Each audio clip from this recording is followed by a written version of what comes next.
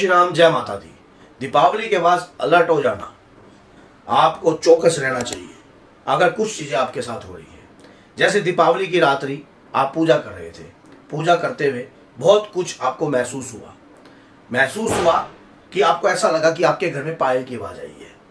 आपको ऐसा महसूस हो रहा था कि ऐसे सुगंध आ रही है। आप पूजा में थे, ध्यान में थे, साधना में थे, माँ की साधना में थे। माँ लक्ष्मी को प्रसन्न करने का हर कठिन प्रयास आप कर रहे थे। अगर आपको सिम्टम्स महसूस होते हैं, सुगंध का महसूस होना, अगर पायल की आवाज का महसूस होना, आपको छिपकली, बिल्ली या कुछ भी ऐसा लगता है कि आपके घर में प्रवेश किया है, या कहीं से आपको चूया दिखाई दे रही है बार बार, आप पूजा में थे, साधना में थे, रात्रि को आपको ये लग रहा है, या मक्खी दिखाई दे रही है, तो समझ लेना माँ का आगमन आपके घर में हो गया है।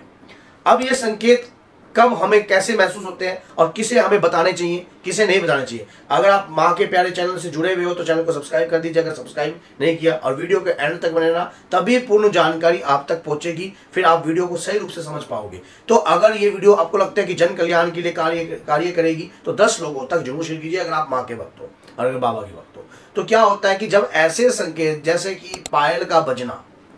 पायल जब हमें सुनाई देती है तो हम जब रात्रि में एक शांत प्रिय माहौल हो जाता है। महानिशित काल रात्रि होती है, और दीपावली के बाद ऐसा कार्य अगर आपको महसूस हो रहा है, दीपावली के बाद भी आपको महसूस हो रहा है, दीपावली की रात्रि भी आपको महसूस हुआ है, और दीपावली के बाद कई समय से आपको ऐसा महसूस होता है, एक पायल की आवाज आपको महसूस होती है रात्रि के समय पे, तो समझना माँ की कृपा आपके घर में आई है,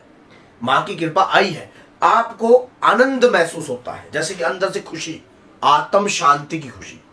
आपकी आत्मा शांत आपको महसूस हो रही है कि हाँ कुछ लगा है, कि कुछ नया हुआ है, कुछ महसूस हो रहा है। धन दानने से तो सुख प्राप्त नहीं होता है, लेकिन पूजा पाठ कर कई बार हमारी आत्मा तृप्त हो जाती है, हमारी आत्मा प्रसन्न हो जाती है। हमने अपनी माँ की भक्ति करी है, अपने बाबा की भक्ति करी है, तो उससे हमारी आत्मा जो है तृप्त हुई है। फिर सुगंध का महसूस होता है, जैसे कि आपको सुगंध महसूस होती है। दीपावली की रात्रि भी ये सुगंध आपको आई थी, उसके बाद भी आपको सुगंध आ रही है, तो एक काम कंटिन्यू कर लेना, संध्या कालीन दीप का दान जरूर करना, 2 दीप का दान जरूर करना, नहीं तो 5 दीप का दान जरूर करना, मिट्टी के ही दीपक के अंदर लगातार 21 दिन तक अगर करोगे तो इसका प्रभाव आपकी बॉडी पर बहुत अच्छा रहेगा। अब कई लोगों को ये बातें क्या पता अच्छी ना लगे, समझ में क्या पता ना आए, लेकिन जो साधक लोग होते हैं, जो पूजा याचना तपस्या अपने इष्ट आराध्य की प्रतिदिन करते हैं, वो इन बातों को बड़े गहराता से समझ सकते हैं कि हाँ भी ऐसा क्यों हो रहा है, ऐसा किन कारणों से हो रहा है। पूजा करते वक्त अनुभव कई प्रकार के उत्पन्न होते हैं, जैसे सुगंध आपको आ रही है चंदन की, चमेली की, या वो सुगंध आ रही है जो दिवाली की रात्रि आपको महसूस होती थी, आपको अपने घर के मंदिर में वो सुगंध परमानेंट बन रही है, तो माँ लक्ष्मी की कृपा आपके घर में आ चुकी है, माँ लक्ष्मी की कृपा आपके घर में आ गई है। अब आप दीप का दान देना भूलना मत। दीप का दान देने से आपको पितरों की कृपा भी प्राप्त होगी और कुल श्रेष्ठ देवी की कृपा भी प्राप्त होगी। अगर दीपावली की रात्रि आपको महसूस हुआ है जैसे आपकी कुल देवी के दर्शन हुए, आपको महसूस हो रहा है कि मेरी कुल देवी है शीतला शेठ मसाणी, आपको या फिर काली माँ या फिर माँ शाकुंभरी या फिर जो भी, या त्रिपुर सुंदरी, या जो भी आपकी कुल देवी है, आपको महसूस हो रही है कि वो आपको उनके दर्शन हो रहे हैं।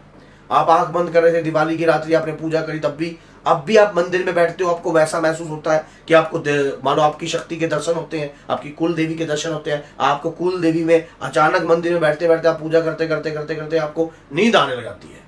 और नींद आने जब आपको लग जाती है तो समझ लेना आपकी पूजा में सफलता आपने प्राप्त करी है। जो भी पूजा आपने करी है, मान लीजिए कई लोगों ने 108 जानकी स्तुति का पाठ करे हो, कई लोगों ने 100 हनुमान चालीसा करी हो, कई लोगों ने सुंदरकांड के 11 पाठ करे हो, 2 पाठ करे हो, 3 पाठ करे हो, लगातार धनतेरस से लगातार कर रहे हो, तो कोई व्यक्ति कंटिन्यू अखंड रामायण भी किसी ने करी होगी, तो किसी ने मंत्रों की माला के जाप भी किया होगा, किसी ने माँ लक्ष्मी का बीज मंत्र का जाप भी किया, तो अनुभव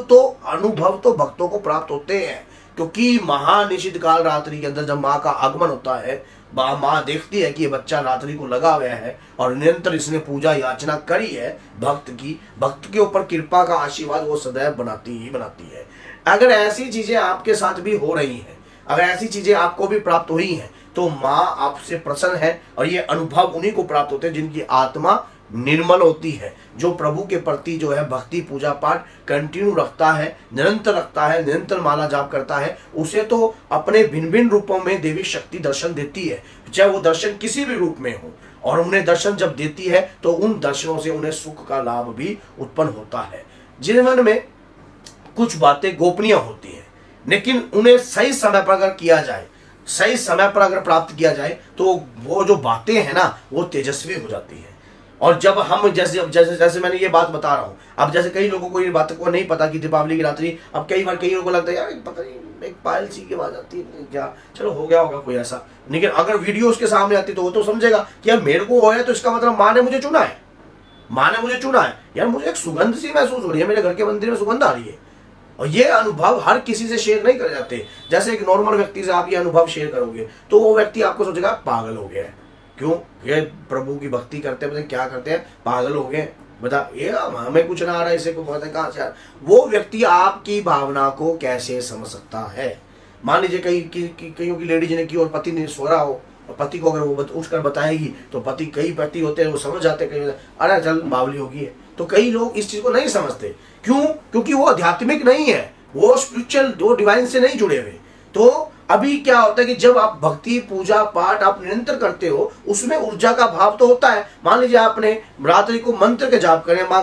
ओम विष्णु प्रियाय, मान लो आप लगातार माला पे माला करी, आपने लगातार करी, और उसके बाद अगर आपको ये अनुभव हो रहे हैं, आपको अनुभव हो रहे हैं, और उसके बाद अगर अनुभव हो रहे हैं, तो माँ की अपरंपार कृपा आपके ऊपर बन गई है। एक वर्ष में अगली दिवाली तक आपकी किस्मत बदलने वाली है। जिन भक्तों को इस प्रकार के दर्शन हुए हैं, जिन भक्तों को इस प्रकार की पूजा पाठ करने के बाद अनुभव हुए हैं, तो उनके जीवन में बदलाव उत्पन्न होने वाला है। तो ये संकेत होते हैं। इन संकेतों से अब हम दीप का दान कंटिन्यू रखना, दीप का दान मत छोड़ना। अगर हम उस चीज को जानने के बाद दीप का दान करते हैं और कार्य करते हैं, हमारी लाइफ में तो चेंजिंग बन जाती है, हमारी लाइफ में तो बहुत कुछ बदलाव उत्पन्न हो सकता है। लेकिन बात को समझे तो बात है ना, अगर बात समझ में ही ना आए किसी भी चीज, किसी भी व्यक्ति को, तो कोई व्यक्ति कैसे समझ सकता है। इसीलिए अगर कोई अनुभव आपको हो रहे हैं तो आपकी भक्ति से शक्ति प्रसन्न हुई है, तभी जाकर ये अनुभव आपसे हुए हैं। अगर मान लीजिए दरवाजा हमने खड़का दिया, मान लीजिए फोन है, इसके पीछे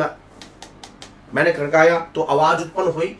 इसी प्रकार से इसको चलाऊंगा तब भी कुछ प्रभाव उत्पन्न होगा। अगर हमने रात्रि में बैठकर पूजा करी या साधना करी या देवता को मनाने का प्रयास किया, देवी को मनाने का प्रयास किया है, तो वो अनुभव के रूप में अपने संकेतों को हमारे तक पहुंचाते हैं। अगर आपके साथ भी दिवाली के बाद ऐसी प्रक्रिया हो रही है और आपको बड़ी सुगंध आती है, आपको अलग अलग प्रकार के सपने आते हैं, आप पूजा करते करते आपका ध्यान नींद में चला जाता है और ऐसी दुनिया में आप चले जाते हो जिसका आपको होश नहीं होता है, अगर तो पता नहीं क्या हुआ है यार, पूजा कर रहा हूँ उसके बाद वही, तो आप ये लगा लीजिए गुरु का होना आपके लिए जरूरी है, क्योंकि सही सानिध्य में आप जाकर इस चीज को और भी ज्यादा महत्वपूर्ण बना सकते हो, और भी ज्यादा अपने जीवन में बदलाव खड़े कर सकते हो। कई बातें हमें समझ में आती हैं और कई बातें लोगों को समझ में नहीं आती हैं। तो इसीलिए सबसे बड़ी बात है कि अगर सही गुरु के सानिध्य में आप चुनकर सही कार्य कर लोगे तो आपका जीवन बदल सकता है, स्वर्ण जैसा जीवन बन सकता है। तो अगर वीडियो अच्छी लगी है तो लाइक कीजिए और 10 लोगों तक जरूर शेयर कीजिए, क्या पता किस व्यक्ति का जीवन बदल जाए, किसके जीवन में क्या बदलाव आ जाए। तो बोलिए जय सीताराम, जय माता दी, जय माता दी।